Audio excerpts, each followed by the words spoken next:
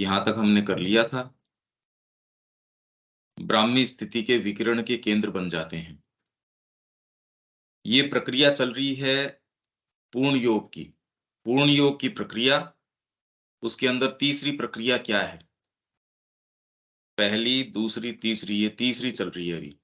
केवल सजीव चीजों में ही नहीं, अपितु निर्जीव वस्तुओं में भी हमें नारायण को देखना होगा, शिव का अनुभव करना होगा, शक्ति को अपनी भुजाओं में भरना होगा। सजीव चीजों में ही नहीं, अपितु निर्जीव वस्तुओं में भी हमें नारायण को देखना होगा। मतलब जो भी चीजें हैं उसके अंदर ये नारायण है। और ये पहले से ही ये चीज रही है आध्यात्मिकता के अंदर, कि जीव मात्र को, कोई जड़ तत्व भी है उसको भी। और इनफैक्ट देखने में दिक्कत कहाँ है? एक शालिग्राम की मूर्ति है, या कोई एक शिला है, या कोई काठ की चीज है, या कोई कांसे की चीज है, आप मूर्ति के रूप में ढाल देते हो, या अपने आप में भी उसमें शिव का अनुभव करना, शक्ति को अपनी भुजाओं में भरना होगा। जब हमारी आंखें, जो अभी जड़ पदार्थ के विचार से अंधी हो गई हैं, परमोच्च प्रकाश के लिए खुलती हैं, तब हम पाएंगे कि कुछ भी निर्जीव नहीं है। अभी तो सभी कुछ अभिव्यक्त हो या अनभिव्यक्त, अंतर्भूत इन्वोल्व्ड हो या विकसित, गुप्त हो या प्रकट, या अभिव्यक्त होने के क्रम में,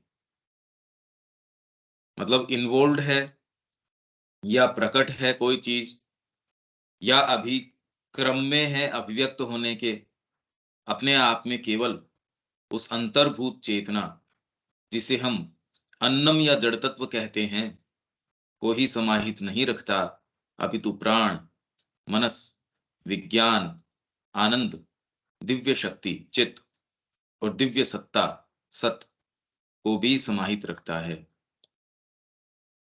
हर चीज इसी तरीके से हमको प्रतीत होने लगेगी। उसका रूप तो खाली उस तरीके का इसलिए है क्योंकि अभिव्यक्ति में उसकी एक यूटिलिटी है। वो यूटिलिटी जब तक उसकी आवश्यकता है तब तक है, जब नहीं होगी तब नहीं रहेगी। भाई हमारे लिए एक बैठने का साधन है, कोई दूसरा जिसको बैठने की उस तरीके की आवश्यकता नहीं है, मछली के लिए वैसे साधन की आवश्यकता नहीं है। तो ये सारा का सारा किस तरीके की उस अभिव्यक्ति के लिए आवश्यकता है, उतना आपको ठोस लगता है या अभी जड़ लगता है, क्योंकि हमारा गठन इस तरीके का है। पर परमात्मा को इसी दृष्टिकोण से थोड़ी कोई सारी चीज नजर आती है। ये जड़ तत्व है, इसके साथ ऐसे व्यवहार करना चाहिए, इसके साथ ऐसे व्यवहार करना चाहिए। यदि ये हो, तब तो फिर बाद में परमात्मा की जो ओमनीपोटेंस है और ओमनी प्रेजेंस है, वो कहां से रहे? मतलब सर्वव्यापी, वो तो सर्वव्यापिता तो रही नहीं उसकी। आत्मा की चीजों में ज्यादा है, जड़ तत्व की चीजों में कम है, ऐसा कुछ नहीं। ये हमको भी धीरे धीरे धीरे धीरे जब हम इस दृष्टिकोण से देखते हैं, तो वास्तव में हम सभी चीजों को अपने यथास्थान सही सही रख सकते हैं। सभी चीजों में भगवान का आत्मचेतन व्यक्तित्व ध्यान लगाता है और अपने आप के गुणों का आनंद लेता है, सभी चीजों में। क्योंकि आपका व्यक्तित्व कोई जड़ तत्व का व्यक्तित्व नहीं रह जाता। अब ये तो आत्मचेतन है, तो आप जहां भी फोकस करते हो, जहां भी अपने ध्यान को केंद्रित करते हो, माने कोई चीज के ऊपर ध्यान केंद्रित किया, वो ही चीज फलीभूत होनी शुरू हो जाएगी। जिस भी चीज के ऊपर, जिस भी विचार के ऊपर, जिस भी हेतु के ऊपर, और अपने आप को गुणों का आनंद लेता है। और तो कोई है ही नहीं। फूल, फल, पृथ्वी, पेड़, धातु, सभी चीजों में एक आनंद है, जिसके बारे में तुम अभिज्ञ हो जाओगे, मतलब जिसके बारे में तुम जान जाओगे। क्योंकि सभी में श्री कृष्ण प्रविश्य, अर्थात प्रविष्ट होकर निवास करते हैं। भौतिक या शारीरिक रूप से प्रविष्ट होकर नहीं, क्योंकि वहां ऐसी कोई चीज होती ही नहीं। जहां काल और स्थान तो अवलोकन के प्रचलित तौर तरीके और व्यवस्थाएं हैं, भगवान की रचनात्मक कला में देखने के तरीके हैं, अपितु वे प्रविष्ट होते हैं अपनी परात्पर सत्ता में, दिव्य सचेतनता चित्त के द्वारा। कैसे प्रविष्ट होते हैं? चेतना के द्वारा। और इसलिए जैसे ही चेतना में परिवर्तन आता है, वैसे ही देखो सारे जगत का निर्माण ही चेतना से हो रहा है। इसी जगत के अंदर या इसी रूम के अंदर एक कोई मक्खी घुस के आती है सपोज, उसके लिए यही जगत थोड़ी है। उसके लिए तो ये चीजें एग्जिस्ट करती ही नहीं। हम जैसे ही इसके प्रति हमारे चेतना आती है, कितनी कितनी चीजें पैदा हो गई। थोड़ी सी एक शिफ्ट आती है चेतना के अंदर, मानसिक चेतना हो गई। उसके साथ ही साथ कला है, साहित्य है, संगीत है, विचारों के कितने कितनी रेंज, जीवन के कितने कितने तौर तरीके, कितने कितने वाद, कितने कितने ये पूरी अनंत अनंत श्रृंखला इसके अंदर निकल के सामने आ जाती। खाली एक छोटा सा शिफ्ट है चेतना का। और उसके अंदर भी जो संभावनाएं हैं इसकी, ये तो हम महसूस करते हैं कि चेतना की अपने आप में संभावनाएं कितनी अनंत हैं। और कोई पढ़ने से या इससे थोड़ी फर्क पड़ रहा है। ये तो एक माध्यम बन रहा है। इसके कारण हम अपनी ही चेतना के जो प्रसुप्त लेयर्स हैं, उनके संपर्क में आ रहे हैं, उनको सामने लेके आ रहे हैं। नहीं तो खाली पढ़ने के द्वारा ये कभी हो सकता है क्या? और कोई दूसरी चीज पढ़ के थोड़ी हो जाएगा ये। तो ये चित्त के द्वारा भगवान इसके अंदर प्रविष्ट होते हैं इस तरीके से, और इसी तरीके से हम उनके विषय में सचेतन हो सकते हैं। और ऐसे ही होते हैं। ईशावास्यमिदं सर्वम यत्किंच जगत्याम जगत। यह संपूर्ण जगत और प्रकृति के इस जगत में प्रत्येक वस्तु भगवान के निवास स्थान के रूप में बनाई गई है। अच्छा, यहां तक कोई बात, कोई सेंटेंस रविकांत जी? नहीं, कुछ नहीं कहना है सर। ये समझ में आ तो रहा है क्या? अरे सर, ये तो इतनी प्यारी चीज है।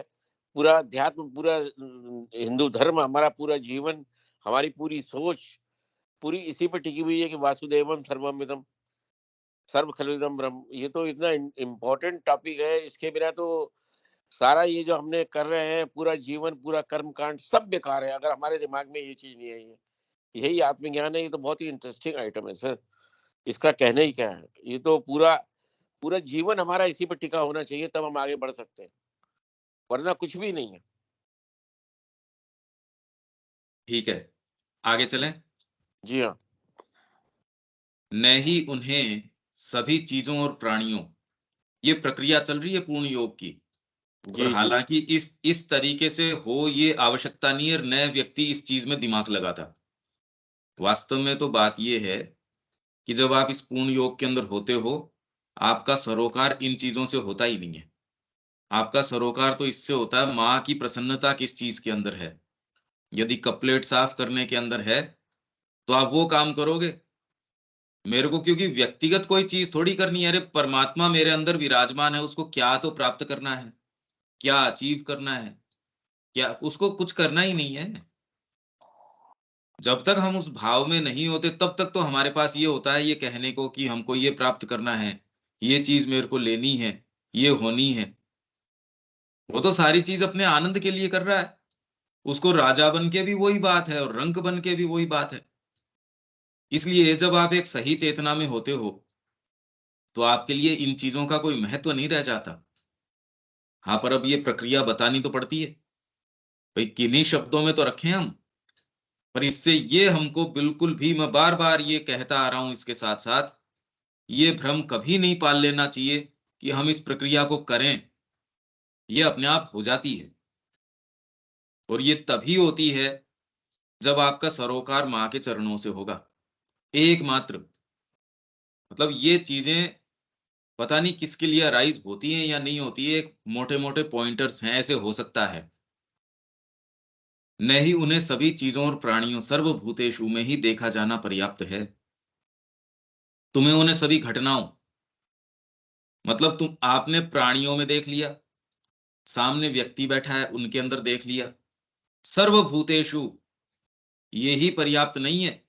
घटनाएं, ये घटना क्यों हुई, कार्य, विचार, भावनाएं, अपने आप में, दूसरों में, संपूर्ण जगत में देखना होगा। अब ये कैसे देखो?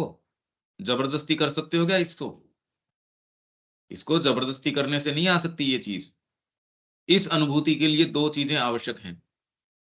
पहली, कि तुम्हें उन्हें अपने सभी कर्मों का फल दे देना चाहिए, और दूसरी यह कि तुम्हें स्वयं कर्मों को भी उन्हें दे देना चाहिए। आपके जो कर्म हैं, वैसे तो अब ये कह रहे हैं कर्मों को उनको दे दो और कर्म का फल भी आप उनको दे दो। पर जब पहले हमारी बात ये हुई है कि आपने पूर्ण योग का संकल्प कर लिया, आपने एक बार ये संकल्प कर लिया, अब न तो आपके कर्म बचे, न कर्मों का फल बचा। इसलिए लॉजिकली तो ये बात उठती नहीं है। यदि एक बार शुरू में जैसे उन्होंने कहा कि पूर्ण योग का संकल्प अपूर्ण रूप से भी स्थापित हो जाए, एक बार अंतरात्मा ने आके आपकी सरफेस कॉन्शियसनेस के अंदर ये स्थापित कर दिया कि मां मैं आपका हूं, कोई चीज उसको विफल नहीं कर सकती, कोई चीज उसको दरकिनार नहीं कर सकती, इधर उधर नहीं कर सकती। बाकी ये सारी प्रक्रियाएं हैं, और यदि आप प्रक्रियाओं से सरोकार रखते हैं तो फिर बाद में तो हम कहीं नहीं है। न तो अपने आप में ये प्रक्रियाएं ही हो सकती, क्योंकि कर्म कर्म आप शुरू कहां से करेंगे?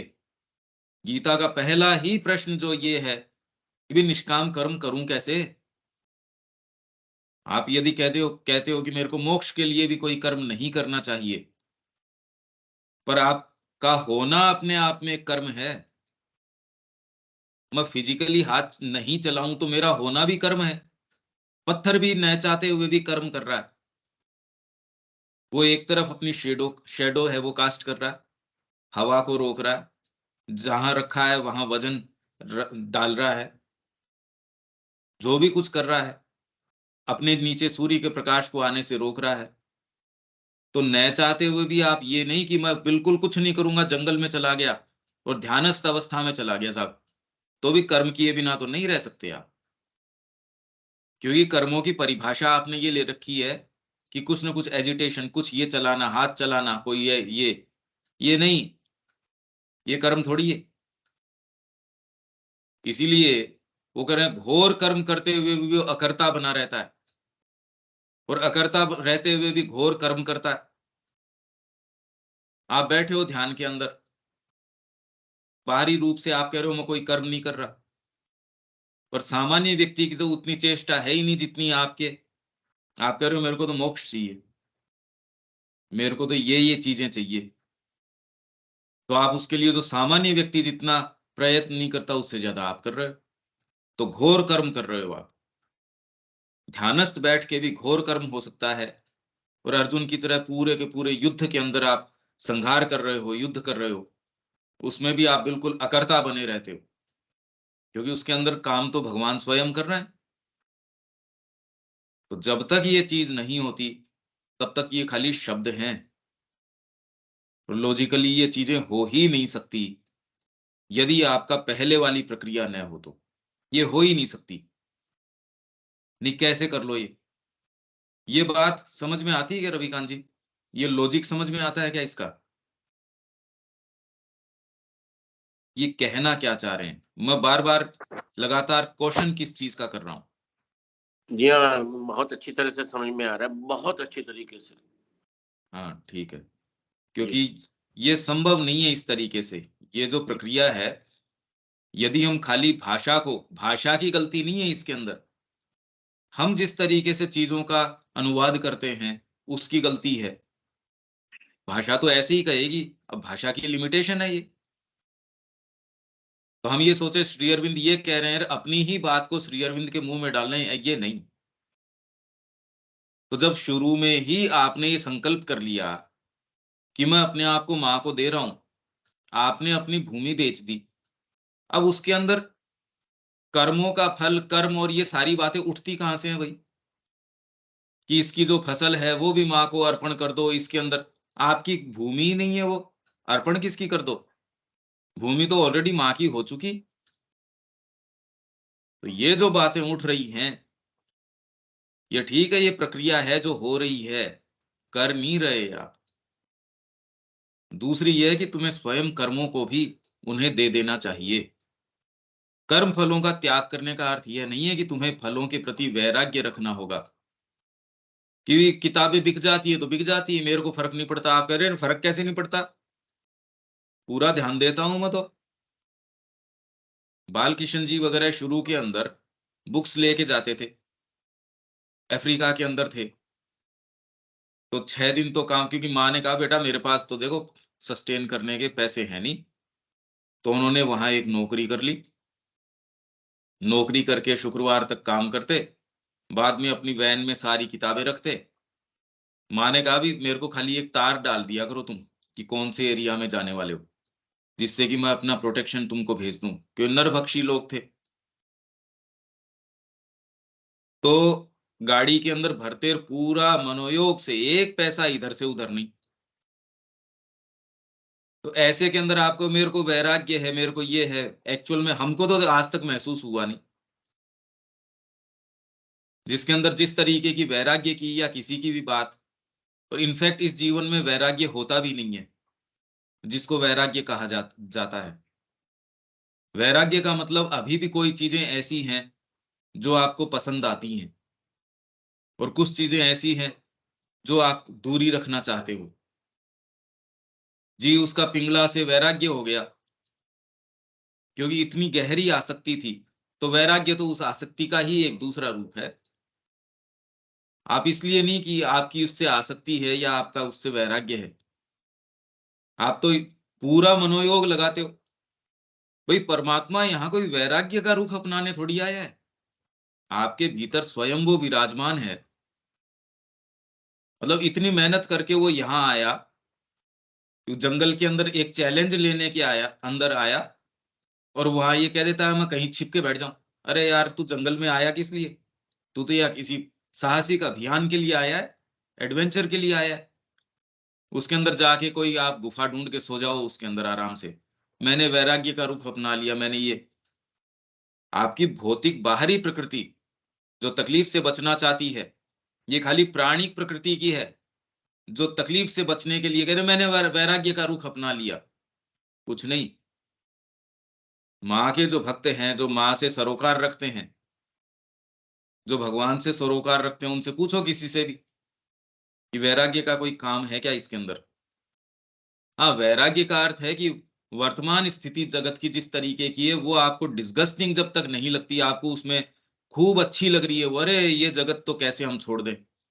इसीलिए महात्मा जी कहते हैं अरे देखिए तपस्या तो करनी पड़ती है, इसके अंदर त्याग तो करना ही पड़ता है, बलिदान तो करना ही पड़ता है। तो माँ ये कह रही है जब तक आपके त्याग का कॉन्सेप्ट है कि आपको कोई चीज त्यागनी पड़ रही है, आप आध्यात्मिक मार्ग में नहीं हो, आप मार्ग पे हो ही नहीं यदि त्याग का कोई कॉन्सेप्ट है आपके। मेरे को तो आनंद आता है इसके अंदर, त्याग का क्या काम है इसमें? जी मैं ये क्लास ले रहा हूं इसमें मैं त्याग कर रहा हूं, त्याग क्या है इसके अंदर? और यदि त्याग का भाव है तो मैं कोई ढंग की क्लास भी नहीं ले रहा। तो वो मेरे लिए तकलीफदायक है, दूसरों के लिए जो है सो है। ये तो मेरे लिए आनंद का विषय है कि एक नहीं दिन में 10 लेने के लिए तैयार हैं, बशर्ते कि इसके अंदर माँ का हुक्म हो। करेंगे, क्या दिक्कत है? सारा जीवन जब उनका है, वैराग्य का क्या अर्थ है? किसी चीज से कोई परेशान होके थोड़ी इस जीवन में आए हैं। इसलिए है क्योंकि ये फुलफिलिंग है, ये आपको परिपूर्ण बनाता है, इसलिए आप माँ की ओर चलते हो। ये तो बातों में बहुत अंतर आ गया। तो इसका मतलब ये नहीं है कि फलों के प्रति वैराग्य रखना होगा, उनसे मुंह मोड़ना होगा। आप लड़ाई में इसलिए जा रहे हैं, ठीक है, माँ की ओर से लड़ रहा हूं, एकदम निश्चेष्ट तरीके से लड़ रहा हूं, इसके अंदर मैं अगर जीत जाता हूं तो ठीक है, नहीं जीत जाता हूं तो ठीक है। इसमें तो पूरा मनोयोग डालोगे माँ के लिए तो भी शत्रु इतना प्रबल है कि उससे जीतना मुश्किल है। और यदि ये भाव अपना लोगे कि जीतते हैं तो भी ठीक है, नहीं ये नहीं चलता है। भगवान ऐसा आधा अधूरा मन से ये जगत थोड़ी बना रहा है, वो तो एक एक पत्ते में जो कारीगरी अपनी डाल रहा है। बिना मन के हो सकती है क्या ये चीजें? जब वो बिना मन के नहीं कर रहा तो हमको ये बातें ये सब प्रचलित विचार हैं, वैराग्य रखना चाहिए, त्याग करना चाहिए, बलिदान करना चाहिए। ओहो, ये जीवन से तो देखो आपको मुंह तो मोड़ना ही होगा, ऐसी कोई बात नहीं है। और यदि ये बात हमारे दिमाग में है तो अभी मार्ग से हम कोसों दूर हैं। माँ कह रही है ये कि वो मेरा मार्ग नहीं है ये। जब आपको उसमें ज्यादा से ज्यादा आनंद आता है, यज्ञ आपको क्षीण नहीं करता। तो गीता जो कह रही है कर्मों को कैसे करें, यज्ञ रूप से। सबसे पहली बात ही गीता की ये है कि अर्जुन कहता है मेरे को तो त्रिलोकी का राज्य नहीं चाहिए, क्यों करूं मैं युद्ध। तो भगवान ने कहा कि कामनाओं के कारण कोई कर्म थोड़ी किया जाता है। तो उसने कहा फिर कर्म का आधार क्या। ये इतनी बड़ी गुत्थी है, मेरे को नहीं लगता साइकोलॉजिकली ये समझ में आती है। जब तक ये शिफ्ट न हो, जब तक वो पहली वाली प्रक्रिया ये पूर्ण योग वाली न हो। हाँ, कमियां रह जाती हैं जीवन में, ये नहीं है। प्रक्रिया शुरू हो रही है, पर प्रक्रिया शुरू हो चुकी, और यदि सही तरीके से शुरू हुई है तो उसका जो परिणाम है बीज रूप में उसमें निहित है ऑलरेडी। या अपने सामने एक निश्चित उद्देश्य के साथ कार्य करने से इनकार कर देना होगा। ऐसा नहीं है कि आपके सामने कोई निश्चित उद्देश्य है, उससे आप काम नहीं करोगे। आप निश्चित उद्देश्य से काम करोगे। नवजात जी जाते थे वहां माँ के लिए पैसा इकट्ठा करने के लिए, अपनी सारी काबिलियत उसके अंदर लगाते थे, कैसे अपने को व्यवहार करना है, कैसे बात करनी है। ये थोड़ी है कि मेरे को फर्क नहीं पड़ता, मैं तो अपना समय से आराम से खाना खाना खा रहा हूं, और इसमें आ जाएगा, माँ की कृपा होगी तो पैसा आ जाएगा। ऐसे थोड़ी कोई काम होता है। उसमें तो आप अपना पूर्ण रूप से, आपका खुद का व्यापार होता तो शायद इतना ध्यान नहीं देते आप। माँ का व्यापार है, माँ का काम है, तो इसके अंदर तो आप पूरा एड़ी चोटी का जोर लगा देते हो। आपके जो सोचना है, जो करना है, सब टोटल उसके अंदर लगा देते हो। मनसा वाचा कर्मणा, हृदय से, बुद्धि से, अंतरात्मा से सब पूरा झोंक देते हो। तभी आपके लिए कोई छोटा सा काम भी, सब्जी पका रहे हो, वो भी आपके लिए मरने जीने का सा प्रश्न है ना, एकदम सही बननी चाहिए। ये तो भगवान के भोग लगेगा। ये काम तो माँ के निहित है। तो आपको कोई ड्यूटी बड़ी छोटी नहीं रह जाती, कोई कार्य बड़ा छोटा नहीं रह जाता, कोई बात, कोई कोई चीज, कोई घटना। ये तो सब आपके जो प्रभु हैं, प्रेमी हैं, उनके साथ मिलने के आयाम हैं आपके लिए। छोटी थोड़ी रह जाएगी कोई भी चीज। इसका अर्थ यह है कि तुम्हें इसलिए कर्म नहीं करना चाहिए कि तुम चाहते हो कि यह या वह घटित हो, या ऐसा आवश्यक समझते हो कि यह या वह होना चाहिए, और इसके लिए ये कर्म आवश्यक है। अपितु इसलिए अवश्य ही कर्म करना चाहिए क्योंकि ये कर्तव्यम है। ये करना है मेरे को। सुबह उठ के मेरे को अपने आप को इसके अंदर नियोजित करना है। इससे क्या लाभ होगा? ये तुरंत ही, क्योंकि वर्तमान हमारा जो कार्य है उसके लाभ तो कोई नजर, तुरंत में तो उसके कोई ग्राहक ही नजर नहीं आते। जो शिक्षा केंद्र यहाँ हम चला रहे हैं, न तो ऐसा कोई माँ बाप नजर आता। भाई हम तो श्री अरविंद सोसाइटी के अंदर ही नहीं देखते इस बैनर के नीचे कि वास्तव में कोई चाह रहा है, जिसके ललक है इसकी कि मेरा बच्चा दे दूं मैं माँ के काम में, जिसको धन्यता महसूस होती हो, और मूलभूत कोई काम इसमें। तो कहां से तो आप बच्चे लेके आओ, कहां से आप टीचर्स लेके आओ जो खाली माँ के प्रति ओपन हो, मतलब और कोई दूसरा भाव हो ही नहीं। जिनके है उनको भी आजकल ये मोबाइल है, गैजेट्स है, सुख सुविधा के साधन है, चीजें हैं, ये कितना बांध देती हैं, उसकी शक्ति को कितना क्षीण कर देती हैं। ऐसे के अंदर यदि आप अपना विस्तार कर रहे हो माँ के कार्य के लिए, तो पीछे से कुछ लोग फुसफुसाते हैं, यार कर किस लिए रहे हो तुम, ये सारा प्रयास किस लिए, ये सारा आप जो पब्लिकेशंस का है या इसका है उसका है, इसके ग्राहक कितने हैं? अरे हम कर ही नहीं रहे इसके लिए कि इससे क्या परिणाम होगा या क्या नहीं होगा।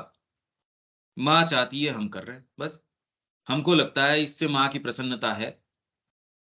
तो जब जगत के अंदर व्यापार के दृष्टिकोण से सारी चीज हो रही है, तो माँ की यहाँ पूरी चरितार्थता हो, उनका ध्वज लहराए, क्यों नहीं कर सकते उसके लिए? लोग अपनी कामनाओं की पूर्ति के लिए कितने कितने साधन संसाधन वेस्ट कर रहे हैं, शराब के लिए लाखों रुपए खर्च कर रहे हैं, और माँ की चरितार्थता के लिए जैसे ही है वैसे ही प्रश्न उठने शुरू हो जाते हैं, इतना किस लिए? इसके तो कोई लोग ही नहीं है, पुस्तकें तो आजकल कोई पढ़ता ही नहीं है, ऐसा जीवन जीने से क्या फायदा? इसके अंदर ये भी किया जा सकता था, ये भी किया जा सकता था, पर आप इसलिए नहीं करते कोई भी काम। कर्म का एकमात्र आधार ये रह जाता है, माँ मेरे से ये चाहती है, बस। यही अर्जुन को कहा। ये सारी बातें अगर समझ में आती हैं तो गीता वास्तव में समझ में आनी शुरू हो जाएगी कि तू तो कर्तव्यम कर्म, नियत कर्म है तेरा। तू यदि वो नहीं करता तो फिर बाद में तेरी जो वास्तव में जो प्रकृति है उसका ही खंडन करेगा, विरोध करेगा। तो हम इसलिए कर्म करते हैं कि ये मेरे को करना है भाई, इससे क्या लाभ होगा या हानि होगी इसलिए नहीं, माँ मेरे से ये चाहती है बस, इसलिए मैं कर रहा हूं। और कोई दूसरा हेतु हो भी क्या सकता है? कर्म के और दूसरे हेतु तो मूर्खता के हेतु हैं, ये मैं इसलिए कर रहा हूं। इसलिए आपको ये चिंता भी नहीं है कि साधन संसाधन, माँ प्रसन्न है, साधन अपने आप जुटाएगी, सब काम अपने आप होंगे। पर यदि साधन खूब हैं, उनकी प्रसन्नता नहीं है, तो वो काम फलीभूत नहीं हो सकता। ये ऐसी चीजें हैं, इतनी डीप साइकोलॉजी की चीजें हैं, ये ऐसे सत्य हैं, यदि हम इनके प्रति रूबरू हो जाएं, यदि ये एक्टिव हो जाए, तो सारी दुश्चिंताएं चली जाएंगी। कैसे करें, ये कैसे होगा, ये सब चीजें चली जाएंगी, और आप वैसे कर्म कर सकेंगे जैसे कोई दिव्य कर्मी कर्म करता है, डिवाइन वर्कर की जैसे कर्म होंगे। आप सोचो, ये तो सारा जीवन चेंज हो जाएगा। जिसकी तुम्हारी सत्ता के स्वामी द्वारा मांग की गई है, आपकी सत्ता का स्वामी मांग कर रहा है आपसे उस कर्म की, बस। इससे ज्यादा इसके अंदर आगे पीछे किंतु परंतु इनकी आवश्यकता थोड़ी है। आपको फिर बाद में बर्तन साफ करना भी, आपके प्रभु की प्रसन्नता किस चीज के अंदर है, वो करोगे आप तो। अगर प्रसन्नता इसमें है, कोई अजनबी आया आपके पास, प्रभु की प्रसन्नता इसमें है कि आपके सेंटर की, जिसको आपने 50 साल से सींचा है, उसकी चाबी उसके हाथ में दो। अपना कोई थैला है, उठाना है तो उठाओ, नहीं उठाना है तो ऐसे के ऐसे गेट से बाहर निकल जाओ। यदि कागज आपके नाम से हैं, उसको कह दे भैया ये कागजी प्रक्रिया, मैं तो बाहर हूं, तू चाहे तो, बाकी तो कोई तेरे को टच करने वाला है नहीं, तू आराम से रह। माँ की प्रसन्नता, माँ ये कह रही है मेरे से, तो मैं तेरे को जानता, 15 मिनट की तेरे से मुलाकात हुई है, तेरे में काबिलियत है या नहीं है, क्या है क्या नहीं है। यदि माँ का ऐसा आदेश हो, मैंने जिस चीज को सींचा है, मैंने जिस चीज को खड़ा किया है, यदि माँ की ऐसी प्रसन्नता हो, नहीं तो राधा की प्रार्थना हम पढ़ते जरूर है, एक एक कतरा अपना खून का दे दे। अरे खून का किसका दे दे, हम छोटी सी चीज नहीं दे सकते? कैसे कर दें, ये कैसे कर दें? मतलब बातें हम माँ की करते हैं, कोरोना के समय दर्शन नहीं किया उन लोगों ने। माँ की जो आगमन की शताब्दी है, वो नहीं मनाई, जबकि पूरे जगत के अंदर राशन तो बिक ही रहा है, सब दुकानें खुली थी, राशन के तरीके थे, सब हुआ था, आश्रम नहीं खुला अपना, वहां दर्शन नहीं हुआ, वहीं कोरोना ज्यादा फैल रहा था। तो हमारा विश्वास किस चीज में है? देखो,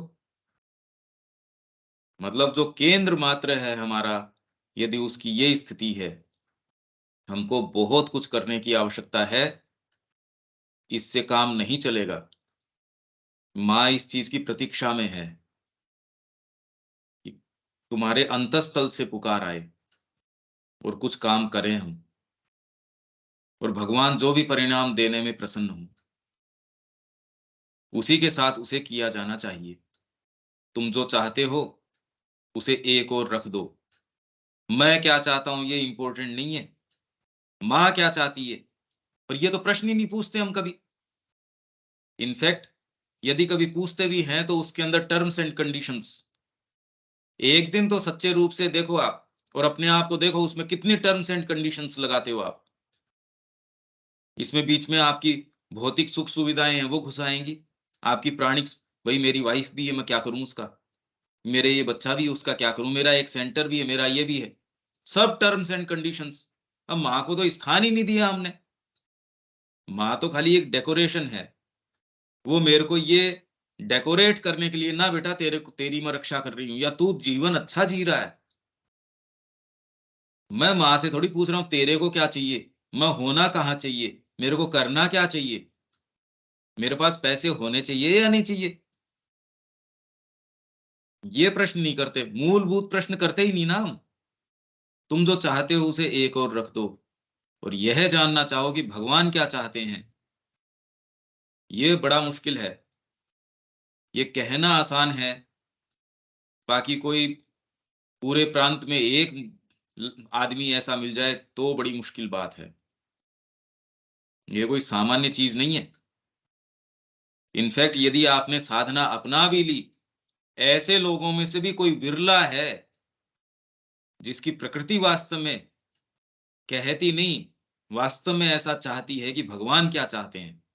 कहना तो सभी कहते हैं हमने समर्पण कर दिया, बाजार में चले जाओ हर जना कर्मयोगी मिलता है आपको, हर जना आपको आध्यात्मिकता के सूत्र बता देगा, हर जना पारंगत है इसके अंदर। हाँ, पर उसको एबीसीडी सिखानी हो उसके लिए स्कूल की आवश्यकता है, आध्यात्मिकता में पारंगत है। देखिए कैसी एक कॉमन इलविल है, या एटलीस्ट कम से कम अज्ञानता तो है ही है, पर पूरी इलविल है। बाजार में कहीं चले जाओ, बाहर सारा वातावरण ऐसा है, आपके कदम मुड़ने ही नहीं देगा। कोई 1994 से तो एडमिशन में देख रहा हूं यहाँ पे, पर ऐसे स्थान से हम तो कोई एडवर्टीजमेंट देते नहीं। सब बच्चे कोई ना कोई मां श्री अरविंद के संपर्क से यहाँ आते हैं, ऐसे परिवारों से जो खुद सेंटर चलाते हैं, पर उनमें एक की प्यास नहीं है, एक की। और यदि माँ बाप में कुछ थोड़ी बहुत प्यास हो तो बच्चे में नहीं है। तो ये तो ऐसे लगता है कि भी दिवालियापन आ गया सारी जगह, एक वीरानगी है एकदम, कहीं कोई चीज, कोई ये सामने उठ के आता ही नहीं कि लो भाई मैं समर्पित हूं आपको, मैं आपको देना चाहता हूं। और देने का मतलब ये है कि मेरे को क्या मिल जाए।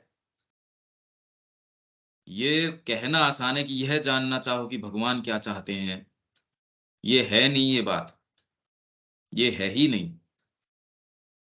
इनफैक्ट सुबह की शुरुआत इससे करते हैं और रात तक एटलीस्ट कम से कम भाव ये रहता है, पर भी ये हो नहीं पाता, जबकि ये कंड्यूसिव एटमॉस्फियर है, एक सामूहिक एस्पिरेशन यहाँ है, तो नहीं हो पाता।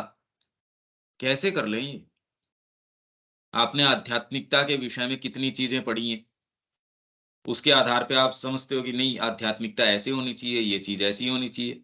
भौतिक कितने सारे नियम हैं, प्राणी का आपके सारे संबंध हैं और चीजें हैं, ये थोड़ी हम सचेतन है इस बारे में, पर वो सारी चीज पता नहीं आपसे क्या क्या चाहती है।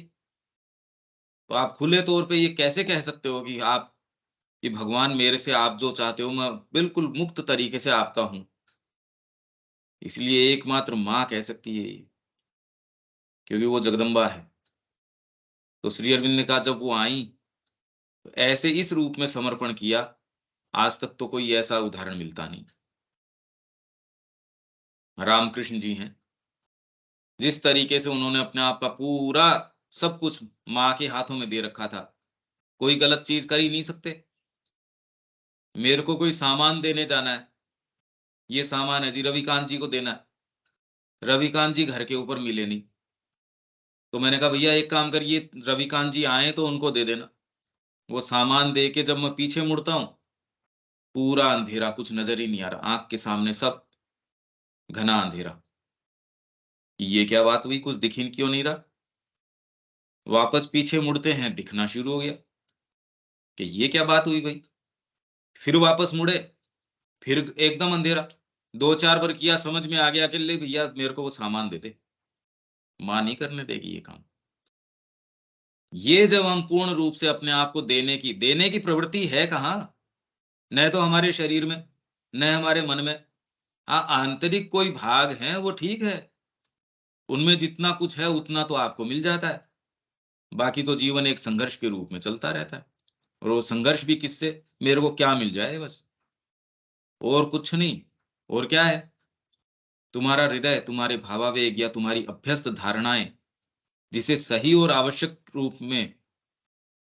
के रूप में पकड़े रहना पसंद करती हैं, उस पर अविश्वास करो। आ गई वही बात, आपका हृदय, आपके भावावेग, अभ्यस्त धारणाएं। यार समाज तो ऐसे चलेगा, कल वो उसको ब्याह के लेके आया था, आज पता चला उसका कोई प्रेमी है, वो उसके साथ भाग गई। ओहो, कैसी अनैतिक बात है। अरे यार, तेरे को क्या पता है अनैतिक है या नैतिक है या क्या है। जब माँ के संपर्क में आ गए, ये विचार कहाँ से कैरी कर रहे हैं हम। अरे उसका तो अनैतिक संबंध है 4 जनों से। तो आप इसी पांचवी की स्तर के ऊपर हो क्या, कि आपकी सोच समझ यहीं अटकी हुई है। तो यदि बारीकी से आप देखोगे, हम नख-शिख बंधे हुए हैं, बातें जरूर कर रहे हैं क्योंकि अच्छा लगता है। ये बात करने से एक सेंस ऑफ थोड़ा सा ये रहता है, हाँ यार अपन कम से कम वो तो नहीं है, तो अच्छा है ना, इससे ज्यादा नहीं। जिस दिन ये मूलभूत हम प्रश्न कर लेंगे कि मेरी गांठें कहाँ कहाँ हैं, उस दिन आपकी शुरुआत हो जाएगी। पर ये होती नहीं, कितनी भी सुना दो, ये तो कुछ फर्क पड़ता ही नहीं। इसीलिए देख लो आप, कितने सत्र ऑर्गेनाइज किए जा रहे हैं, कितनी सारी चीजें, सेमिनार ऑर्गेनाइज करी जा रही हैं, कितने कितने लोग साहब ये सेंटर में ये कर रहे हैं। कहीं कोई मूलभूत चीज नहीं, कुछ नहीं, कुछ भी नहीं। ये बात सुनने तो नहीं आती। ये जो बात अभी हम कर रहे हैं कि माँ से पूछो वो क्या चाहती है, हम क्या चाहते हैं, इसे क्या मतलब है, ये बात सुनने कहाँ आती है। और उनके लिए पूर्ण रूप से कहेंगे क्यों नहीं। जब माँ श्री अरविंद का हमने पढ़ा है तो क्यों नहीं कहेंगे ये बात। सारे ही कहेंगे समर्पण पूर्ण होना चाहिए, ऐसे होना चाहिए, वैसे होना चाहिए। और फिर उसको पता है अभी जाके, मेरे को तो, मैं डॉक्टर हूं, मेरे को डॉक्टरी का काम करना है, मेरे को इसका क्यों, माँ ने दिया था कि तेरे को ये काम। अब आप सारी चीज को फिर बाद में करना मजबूरी है, अब ठप्पा माँ का लगा दो उसके ऊपर, क्या फर्क पड़ता है फिर। जिसे सही और आवश्यक के रूप में पकड़े रहना पसंद करती हैं, उस पर अविश्वास करो। इसमें हम सब हैं, ये हम सब यही कर रहे हैं। और उनसे आगे बढ़कर गीता में अर्जुन की तरह केवल यह जानने का प्रयास करो कि भगवान ने किसे सही और आवश्यक के रूप में प्रतिपादित किया है। ये सही है, ये करना है मेरे को तो जीवन के अंदर। भाई पहला प्रश्न ये है कि माँ आप मेरे से क्या चाहती हैं, किस स्थान पे चाहती हैं। इसमें ये नहीं कि मेरी पत्नी है, मेरे बच्चे हैं, मेरा सेंटर है, मेरा ये काम है, मेरे लिखने का काम है, मेरे व्याख्यान का काम, ये सब प्रपंच है। पहला मूलभूत प्रश्न ये है, माँ मेरे से क्या चाहती हो आप। और प्रतीक्षा करो, जल्दबाजी मत करो जवाब में, क्योंकि जल्दबाजी तो रहेगी। सच्चा जवाब हम कैसे सुनना चाहेंगे, वो जवाब मेरे दायरे में थोड़ी आएगा। मेरे ही दायरे में वो जवाब आ जाता तो बात ही क्या थी, मेरे को उस जवाब के दायरे में आना है। कौन सी प्रकृति चाहेगी ये बात, कोई नहीं चाहेगा ये बात। इनफैक्ट इस बात को एक्नोलेज ही नहीं करना चाहेंगे हम। इस विश्वास में दृढ़ रहो कि जो कुछ भी सही और आवश्यक है, वह तुम्हारे कर्तव्यम कर्म की उचित पूर्ति के परिणाम स्वरूप अनिवार्य रूप से होगा।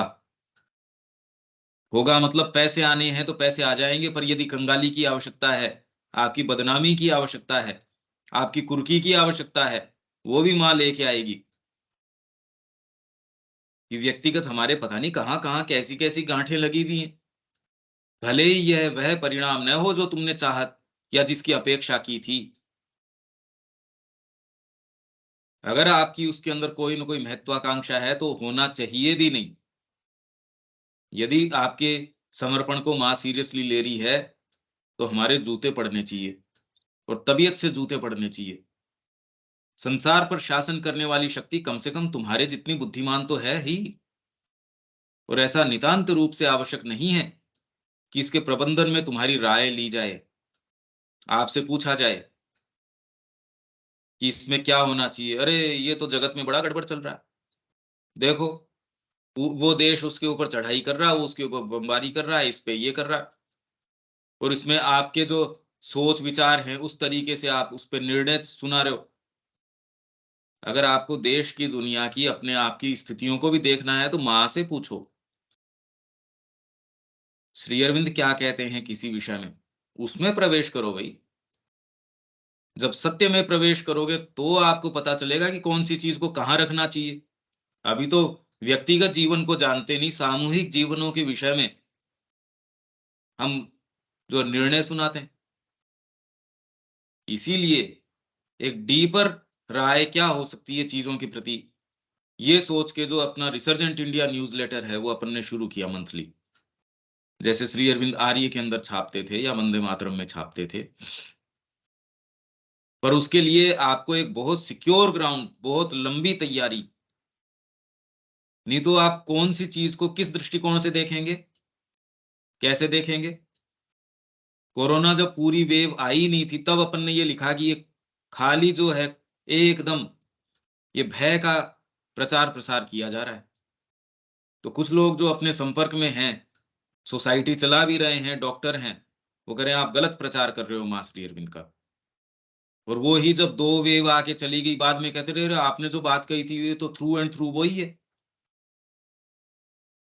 तो इसलिए जब आप सत्य के शब्द के साथ खड़े होते हो, वो आपको जो प्रेरणा देती है, भले उसका परिणाम ये हो कि दूसरे आपको ये कहेंगे कैसे कह सकते हो ये बात, आपको फर्क नहीं पड़ता। तो इसके प्रबंधन में वो आपकी राय ले, ये आवश्यक नहीं है। भाई हम पशुओं को कहाँ रखेंगे अपने डेयरी फार्म में, ये प्रबंधन मालिक करेगा या वो आपको बताएंगे। इनफैक्ट उनकी ज्यादा सुविधा उसमें होगी कि मालिक उनका प्रबंधन किस तरीके से करे, या बंदर हमको बताएंगे कि किस तरीके से आपको अपने जीवन का प्रबंधन करना चाहिए, या तुम्हें उसमें शामिल किया जाए। भगवान इसे संभाल रहे हैं, तो माँ संभाल रही है इस चीज को। इसमें हमारी राय ली जाए ये कोई जरूरी नहीं है। हमारे ईगो को ये पसंद नहीं है, ये कोई सी भी बात हमारे ईगो के लिए तो पसंद की है नहीं, पर वास्तविकता ये है। अतः ये पूर्ण योग की प्रक्रियाएं हैं। यहां तक तो ठीक है क्या रविकांत जी,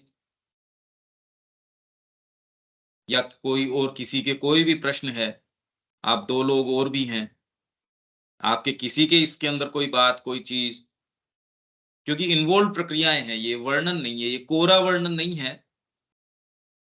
और मैं इसको महसूस जितना कर रहा हूं, मेरे लिए एक एक रियलिटी है, पर अब वर्णन तो उतना ही कर सकता हूं या जितना ये भाषा में लिखा गया है।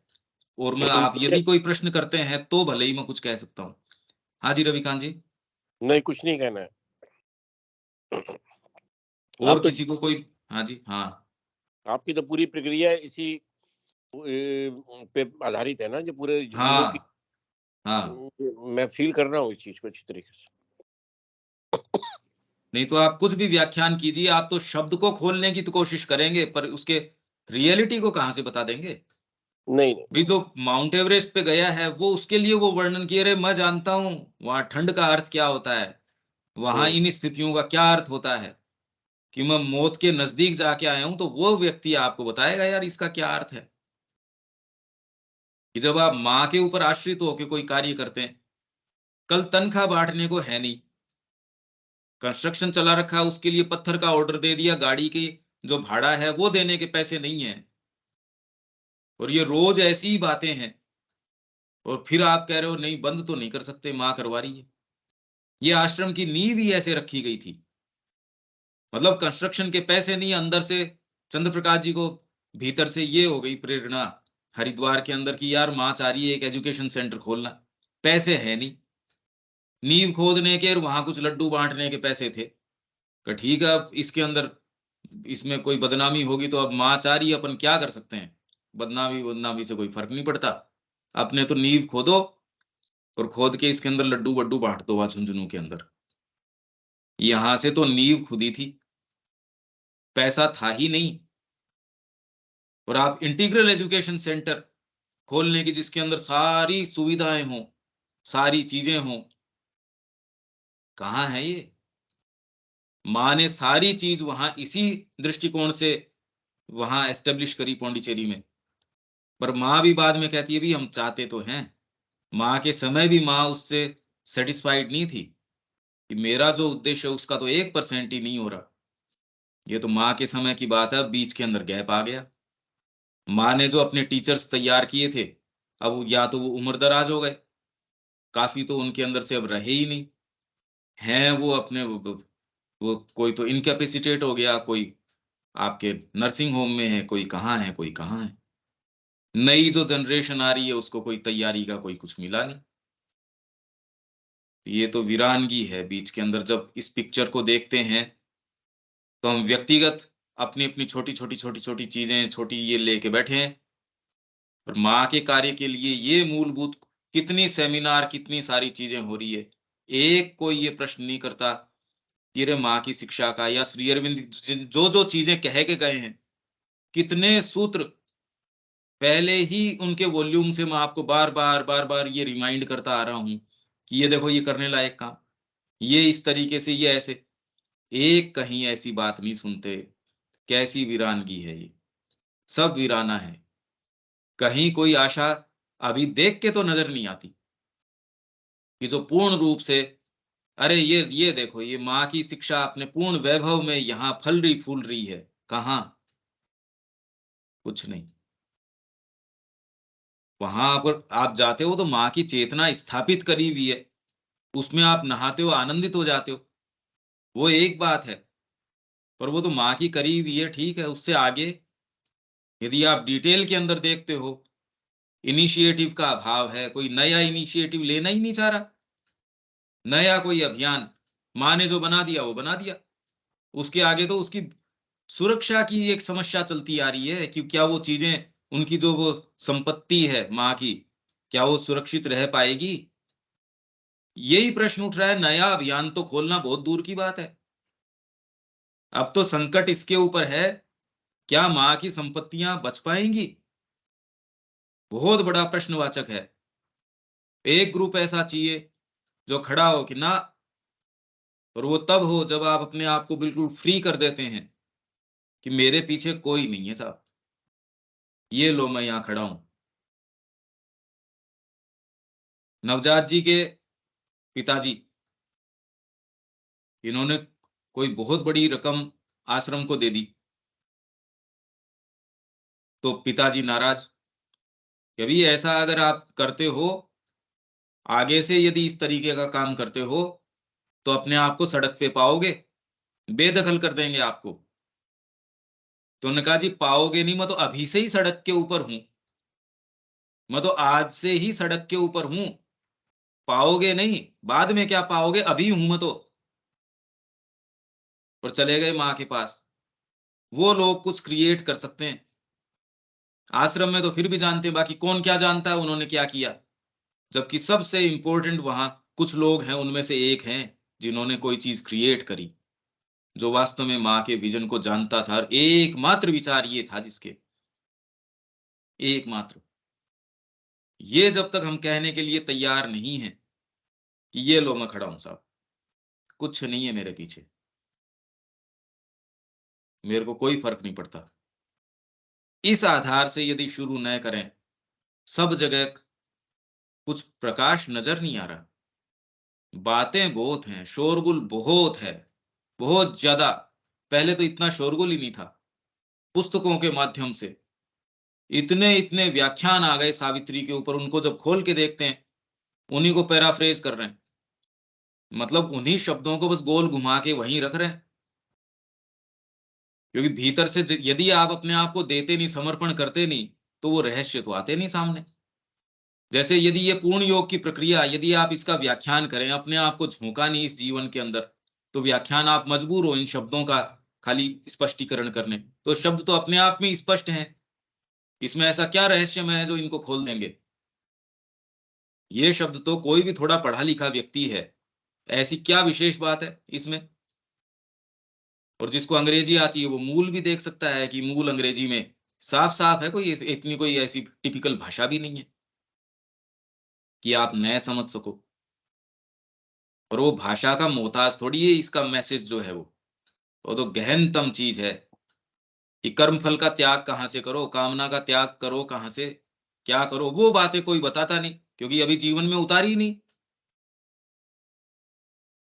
जब कोई आश्रम के ऊपर संकट है, यदि आप उसको कहने की स्थिति में हो, तो भी चयन आप ये करते हो, मेरी सुख सुविधा में कहीं कोई खलल नहीं आना चाहिए, मेरे इसमें ये नहीं आना चाहिए। तो अब बताओ मेरे को, सावित्री का या मां श्री अरविंद का मैसेज है, उसकी शुरुआत भी हो सकती है क्या? आप कोई केंद्र जहां उनकी शिक्षा पूर्ण वैभव में फल रही फूल रही हो, अरे यहां तो जीवित है मां, यहाँ मां श्री अरविंद की शिक्षा ये रही वैभव में। ये स्थान जगह जगह खुलने चाहिए, यदि हैं तो वो एकजुट होने चाहिए, इसका प्रयास अपने को करना चाहिए। इसका अपने कुछ करो अपने रविकांत जी, ये नहीं किया तो फिर बाद में कुछ नहीं किया।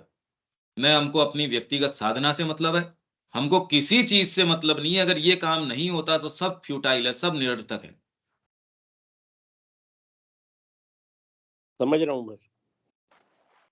बाकी तो आप खुद देख रहे हैं, मेरे से ज्यादा आप संपर्क में हैं कि कोलाहल ही कोलाहल है, बिल्कुल कोलाहल है। इससे तो जो ये कितने साधु संत हैं, वो ईमानदार तो हैं, अपने वाले तो ईमानदार ही नहीं है। वो तो एक सोसाइटी की मीटिंग के अंदर चले जाएंगे कि साहब वहां इकट्ठे हो रहे हैं, कितने लोग तो मैंने ये देखे, वो इसलिए आए हैं साहब, ठीक है सोसाइटी की तरफ से चल रहे हैं, हनीमून मनाने जा रहे हैं, अब इससे घटिया बात और क्या हो सकती है। वो इसलिए आ गए साहब यहाँ, ठीक है हम घूम रहे हैं, एक जना वहां आके मीटिंग अटेंड नहीं करता, 100% अटेंडेंस नहीं होती, होती है तो जो उसमें आ रहे हैं वो उस रोग से ग्रसित है, न उनको मतलब न आने वालों को मतलब, कुछ नहीं। टोटल ये सारा जो प्रयास है वो डाउन दी ड्रेन चला जाता है, सारा प्रयास नाली के अंदर, जिसमें एकमात्र ध्यान ये रहता है खाने पीने का मेन्यू क्या है, घूमने फिरने की जगह क्या है, खाली इधर उधर इधर उधर, सब टोटल यही है। आप तो देख ही रहे हैं रविकांत जी ये चीज। बहुत अच्छी तरीके से। इसमें कोई आशा कैसे हो सकती है, ये बताओ आप, इसमें क्या करना चाहिए? साहब मैं कुछ नहीं बता सकता, आपसे ज्यादा कौन बता सकता है। असल में क्या है ना कि पहली बात तो हमें इतना सब पढ़ने के बाद कुछ बोलना नहीं चाहिए, कर तो मार रही हैं, मगर अगर आप किसी को कुछ कहते भी हैं तो वो आपको बेवकूफ समझेगा, वो कहेगा यार तू हमें राय दे रहा है। ये चीज है इसमें। नहीं, वो अगर मानसिक तरीके से दे रहे हो तब तो ठीक ही कह रहा है, पर हम्म अपनी हृदय की बात आप उससे नहीं कह रहे। भी मैं जैसे अपनी बात कह रहा हूं, कोई आपसे या किसी को टारगेट करके नहीं, हम्म पर यदि कोई ये कहता है कि मैं मां श्री अरविंद से प्रेम करता हूं, तो वो प्रेम ये डिमांड करता है, तो फिर बाद में तेरे बच्चे को दूसरी शिक्षा कैसे, तू फिर दूसरा काम कैसे कर सकता है? यदि आप में निष्कपटता है, आप में सच्चाई है, तो आप तुरंत ये कह देंगे बात तो तू करता है माँ की, काम करता नहीं है एक। मैं रविकांत जी से प्रेम करता हूं, पर रविकांत जी की तकलीफ है, मैं फोन करके पूछने लायक ही नहीं हूं। मैं रविकांत जी को पानी का गिलास पकड़ाने लायक नहीं हूं, और कहता ये हूं कि मैं रविकांत जी से प्रेम करता हूं। तो फिर ऐसों से संपर्क की भी क्या आवश्यकता है भैया, तेरे से दूर ही रखो, तू दूर रहा कर मेरे से, ऐसों से नजदीकी भी की आवश्यकता भी क्या है? तो उनको स्पष्ट तरीके से ये कि अगर आपको मां श्री अरविंद से मतलब है, इसका अर्थ ये है, उनकी शिक्षा का पूर्ण वैभव लाओ, ये शिक्षा मूर्तिमान तरीके से यहाँ आए, और इनफैक्ट करने वाले तो माँ स्वयं है, श्री अरविंद स्वयं है। हमारे माध्यम से अगर वो करते हैं तो ये हमारी धन्यता है। अरे गंगा जिस एरिया से जाएगी वो अपने आप हरा भरा कर देगी, ये तो हमारी धन्यता है कि हमारे एरिया से बह रही है। इसमें कोई एरिया ने कोई एहसान कर दिया क्या गंगा के ऊपर? ये तो हमारी धन्यता है, वो और पात्र अपना लेगी। मेरे थ्रू फ्लो करवाओ ना, आपके थ्रू फ्लो करवाओ उनकी कृपा को, उनकी बात को, उनके कर्म को, उनके चिंतन को, उनकी शिक्षा को। तो जिस इलाके से वो बहती है उसको कैसे वो पूरा का पूरा एकदम धन्य बना देती है। एक नदी ऐसा कर सकती है, ये तो चिन्मय चीज है, परमात्मा स्वयं है, क्या नहीं कर देगा। इसलिए वो बेवकूफ समझता है या क्या समझता है, ये इश्यू अराइज ही नहीं होते, ये तो इश्यू ही नहीं है, क्योंकि सामने व्यक्ति है ही नहीं। आप तो इसलिए कर रहे हो, माँ आपसे ये चाह रही है, बस। अगर व्यक्ति की सोच के करते हो तब तो फिर बाद में ये कामना हो ही गई, चाहे कितनी भी सूक्ष्म हो, कि इससे ये हो जाएगा, इससे ये हो जाएगा। आप अपने शब्दों को मॉडिफाई करके, नहीं ये तो अच्छा नहीं लगता, यहाँ तो सोसाइटी के सारे दिग्गज लोग बैठे हैं, ये वाली बात तो कैसे कह सकते हैं? तो आप फिर माँ के सच्चे सेवक नहीं हो। जो कड़वी से कड़वी बात, जैसे विवेकानंद जी ने कहा उनकी सभा में, कि भारतीय संस्कृति के साथ तुमने जो जो जितना दूषित किया उसको, उसके लिए यदि हिंद महासागर का सारा कीचड़ जो है नीचे से उठा के तुम्हारे मुंह के ऊपर फेंकूं, तो भी कुछ नहीं करूंगा मैं, जो जितना नुकसान तुमने किया है। पर ये बात यदि आत्मा की ताकत हो तो कह सकते हो, और कंसिडरेशंस हैं तो कह नहीं सकते, फिर बेईमानी बात किससे है ये। ये बात किससे कही थी? सभा में बैठे थे वहां, अमेरिका जब गए थे तब, उन्हीं की जो क्रिश्चियन मिशनरीज है उनकी सभा के अंदर, कि तुम्हारे मिशनरी वहां आते हैं और हमको शिक्षित करने की कोशिश करते हैं, जबकि एजेंडा ये है कि कन्वर्ट करो इनको क्रिश्चियंस के अंदर। जो ये आए थे मिशनरी के रूप में, आपकी मदर टेरेसा है या और पहले कितने सारे आए थे, इनका खाली एजेंडा एक ही था कि कैसे कन्वर्ट किया जाए। तो उनका जितना नुकसान तुमने हमारी संस्कृति का किया है, उसकी एवज में यदि प्रशांत महासागर या कोई से सागर का कीचड़ नीचे से सारा उठा के तुम्हारे चेहरों के ऊपर डालूं, आत्मा की ताकत चाहिए, इसलिए सिंह है वो, शेर है वो। पर शेर का मतलब ये नहीं कोई बदतमीजी से आप बोल रहे हो, आपकी कर्कशता है वो उससे मतलब नहीं है, आप आत्मा से बोलते हो।